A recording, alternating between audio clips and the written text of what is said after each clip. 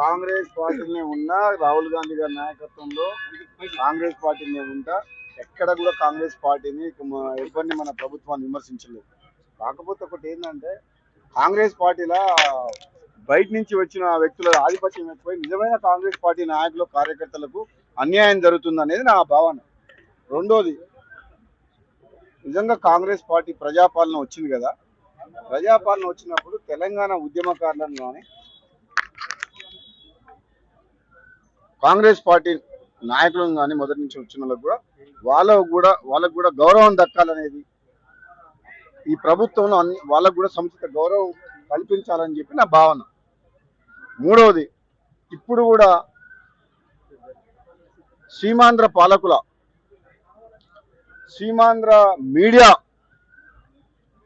చెప్పు చేతల్లో మన తెలంగాణ కాంగ్రెస్ పార్టీ కానీ గవర్నమెంట్ కానీ నడపొద్దని, మన తెలంగాణ ఉద్యమం నడిచిందే తెలంగాణ ప్రజల ఆత్మగౌరవం కోసం. సో అదే ఆత్మగౌరవాన్ని నిలుపుకునేలా మన ప్రజాపాలన చేసుకోవాలని, ఆంధ్ర పాలకులకు వాళ్ళ చెప్పు చేతుల్లో మన ప్రభుత్వం ఉండకుండా పేదరికంలో మన ప్రజలకు మనకు సేవ చేయాలి తప్పితే వాళ్ళ పెట్టుబడిదారులకు కాంట్రాక్టర్ల కోసం ఈ ప్రభుత్వం పనిచేయొద్దు అనేది నా భావన. అంటే ఒక మంచి ఉద్దేశంతో కాంగ్రెస్ పార్టీ